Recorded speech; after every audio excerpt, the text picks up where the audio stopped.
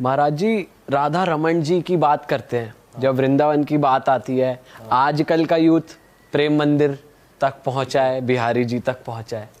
राधा रमन जी के बारे में बताइए, उनकी क्या मान्यता है, वहाँ पर क्या कल्चर फॉलो होता है। हमने सुना है वहाँ पे माचिस का यूज़ नहीं होता है दिए जलाने के लिए, तो उस मंदिर के बारे में, राधा रमन जी के बारे में बताइए। एक तो राधा रमन जी याद करते ही जिसने दर्शन किए ना, उसको एक प्रसन्नता का अनुभव होता है।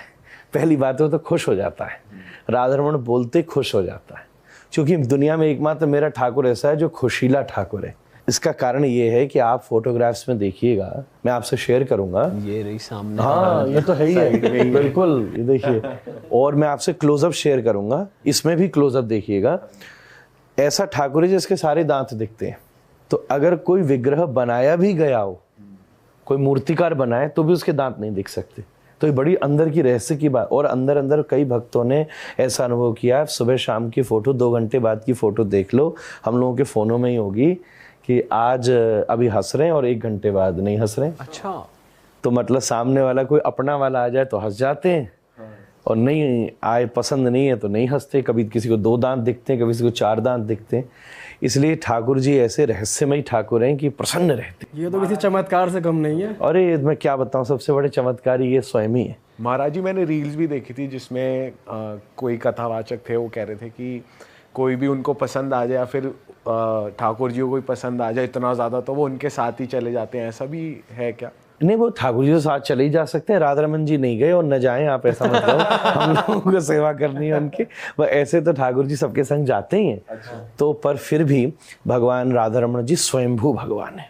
ये किसी मूर्तिकार की कल्पना नहीं है, किसी मूर्ति ने नहीं प्रकट हुए थे। हाँ, शालिग्राम जी से ऐसा हुआ। चैतन्य महाप्रभु जो राधा कृष्ण के स्वरूप हैं, इस कलयुग में आप नवद्वीप मायापुर ग्राम में प्रकट हुए। उन्हीं ने सबसे पहले हरे कृष्ण मंत्र दुनिया को दिया, और आज दुनिया भर में हजारों संस्थाएं, स्कॉन भी है, गौड़िया मठ भी है, हम ये सब लोग हम चैतन्य महाप्रभु के अंतर्गत आते। तो उनके अंतर्गत 6 गोस्वामी हुए, उसमें गोपाल भट्ट गोस्वामी है।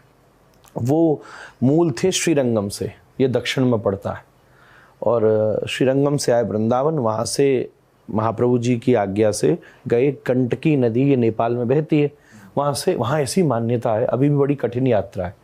तो वहाँ जाके आप अगर तुलसी जी चढ़ाते हो तो आपको शालिग्राम जी मिलते हैं। ऐसा कहते हैं शालिग्राम जी उछल के आ जाते हैं जिसके भाग्य में हो। तो वहाँ से गोपाल भट्ट जी शालिग्राम जी को लेकर आए। तो अपने आप नर्मदा के जो मिलते हैं उनको स्वयंभू शिव कहा जाता है। जैसे नर्मदेश्वर, ऐसी नर्मदा के पत्थर शिव हैं और गंडकी के शालिग्राम हैं। तो उनकी सेवा करते थे। अब गोपाल भट्ट जी को भगवान को सजाने में बड़ा आनंद आता था। अभी भी आप देखो तो सबसे सुंदर सजने वाला ठाकुर हमारा ही है। देखन में छोटो लगे पर घाव करे गंभीर। छोटो सा ठाकुर है पर सबको खींच लेता है। तो छोटा प्रसन्न ठाकुर। तो अब गोपाल भट्ट जी एक तो साउथ इंडिया से, अब आप साउथ इंडियन टेम्पल्स में देखो कितना डेकोरेशन होता है, भगवान कितने आभूषण पहनते हैं, कितनी मालाएं पहनते हैं, पुरुषाक, चाहे आप रंगनाथ, तिरुपति, ये फेमस ज्वेलरी पहनते हैं। अब उनके साथ बड़ी दिक्कत, अब वो शालिग्राम जी की सेवा करें, कहाँ पहनाएं ज्वेलरी। और जो वृंदावन में गोस्वामी जी थे, उन लोगों के यहाँ भी ये जाके श्रृंगार करते थे। तो मन में उनके ये बात रहती थी। एक घटना और घटी, किसी ने आके मंदिरों में भगवान का मन किया कि भगवान की पोशाक बनवाऊं मैं, तो उनको दे गया। अब वो किसको पहनाए, मन में बड़ी पीड़ा हुई। फिर एक बार झूलन यात्रा चल रही थी, एक हरिराम व्यास जी हैं वृंदावन के रसिक, वो एक पद सुना गए, उसमें भी उनको थोड़ा छेड़ गए कि झूला झूले गंडगी नंदन, गंडगी नंदन झूला झूल रहे हैं। ऐसा स्वरूप लग रहा है जैसे कढ़ी में बड़ा होता है। अच्छा। तो उनके मन में और पीड़ा होगी। फिर नरसिंह चतुर्दशी का दिन था, जिस दिन नरसिंह भगवान प्रकट हुए। तो भागवत जी पढ़ रहे हमारे गोसाई जी, और सोचते हैं कि यार जब शास्त्र कह रहा है तो सत्य होगा कि जब खंबे से भगवान प्रकट हो सकते हैं और प्रहलाद को बचाने के लिए, तो मैं तो केवल सजाना चाहता हूँ, मेरे लिए भगवान नहीं प्रकट हो सकते। ऐसा कह के रात भर रोते रहे।